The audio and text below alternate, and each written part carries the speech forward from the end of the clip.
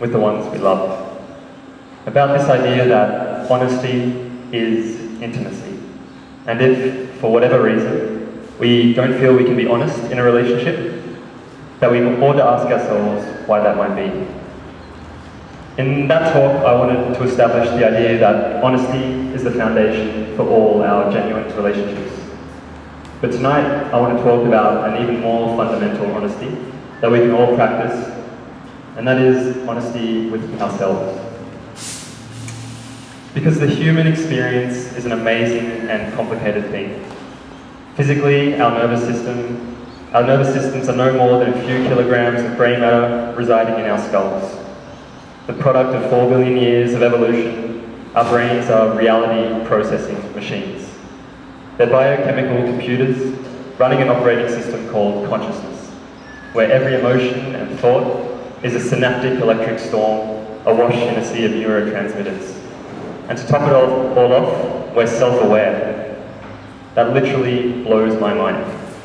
And that's why I say, know thyself. You, every one of you sitting out there, you are an incredible and amazing piece of work. Good for you.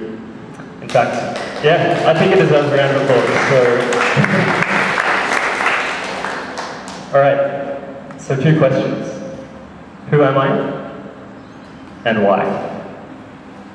Answering these questions may be a life's work, but I believe asking them should be a daily task. It's the journey we're all on, the journey of self-discovery, of learning who we are and why we're here, learning what makes us happy, learning what we have to offer this world that gives us life, learning to live and love with one another, learning how to help each other grow. And though the journey of self-discovery is lifelong and never-ending, I believe that the path is the goal. And for me, the meaning of life is to give life meaning. And I try to squeeze as much meaning into every precious moment.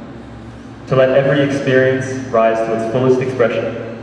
To truly and deeply feel the emotions as they arise, to face them fully. Because as I said in that first talk about honesty, that which doesn't get expressed gets repressed. So let's be honest with ourselves. Let's, as they say, take a good, long, hard look at ourselves and try to understand. Because I believe there is no knowledge before self-knowledge. I believe that all our I believe that all our perceptions are coloured by our histories and previous experiences. That to know the outside objective world, we have to be aware of our own subjective preconceptions and prior prejudices. We have to know our histories, lest we be doomed to repeat them. After all, we're all the products of our past, so know thyself, know thyself. But enough with the abstractions and philosophizing, let's get personal. Nowadays, I'd say I'm a very happy guy. I know who I am, I know what I want from life. I'm able to be honest in all my closest relationships. I strive to live my dreams, and I feel like I'm the master of my own destiny. I also have the love of the most amazing person in the world. In short, life is good. But there has been darkness in my past. Fear, self-loathing, drug abuse, suicidal thoughts, purposelessness, hopelessness, despair, the downward spiral. Back then I was bewildered by the world and didn't know my place within it. I was confused about myself with no idea who I was or what I wanted. I didn't know what life was worth. But I was able to save myself, and I want to share some things that helped me do so. I battled for many years with the voices inside, the voices that said I'm not good enough, that I'm lazy, unworthy, unlovable, unnecessary.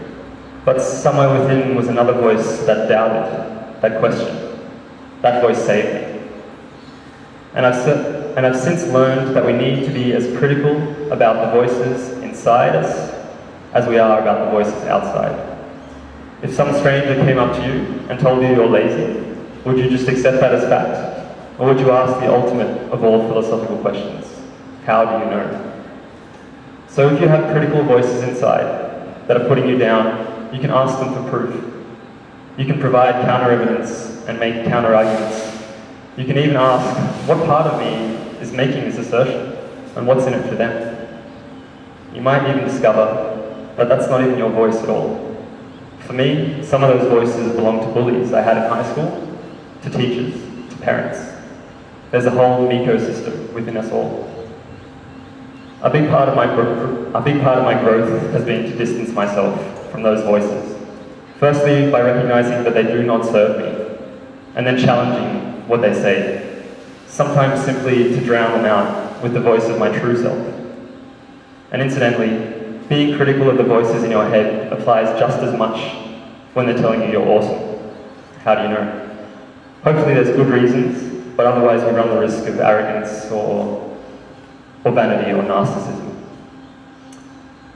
So be as critical of the voices inside you as you are of voices outside. Okay. For the next part, I have some props. These are my journals from 2003 to 2005. Please everyone, get yourselves a journal. Write down your thoughts, write down your hopes and desires, write down the things that make you angry, write down the things that make you sad, write down the best thing that happened to you every day. It doesn't matter, just please write down something. Try and capture some of the emotions that make you who you are today. And definitely write down your dreams. They are direct lines to our subconscious. And the best part is, the more you write them down, the more you'll remember them, and the more chance you have to wake up within them and lucid dream, which is a great way to have a lot of fun. So I did my first journaling when I was back at uni, all the way back in 1999, at the tender age of 18. Reading those journal entries now is like uncovering ancient archaeology. Trying to understand who the person was that wrote those words and how they relate to the me of today. It's amazing how it can all come back to you. And sometimes it just takes the tiniest jogging of my memory to transport me back to that time, even to the point of remembering details of dreams I had 10 years ago, seeing them vividly in my mind's eye, and feeling again those same feelings I felt back then. Journaling is a way of externalizing the internal. It lets us get an objective view on our subjective selves. To see yourself objectively, that is self-knowledge. Finally, I want to share the thing which I think helped me most get back in touch with my true self and save me from those dark days of depression and despair. I called them my morning questions. First thing every morning, I would wake up and make myself start walking. Maybe a glass of water, but then straight out the door and on my way around the neighborhood. Breathing deeply, walking tall, despite the numbness and lifelessness that was about all I felt inside. But I deeply knew that I had to reconnect with my emotions again, because I didn't even know what I felt anymore. And gradually I realized that if you genuinely ask a question and keep asking it, the answers will eventually come. There were 4 questions I would ask every morning. The first one was the most important. What am I grateful for? With the aim being to feel gratitude, because I felt I had nothing to be grateful for. I had to teach myself gratitude again. The second question is, what am I proud of? Because I felt I was so unworthy. I had to teach myself self-esteem. The third question was, what am I excited about? Because I felt like life wasn't worth living.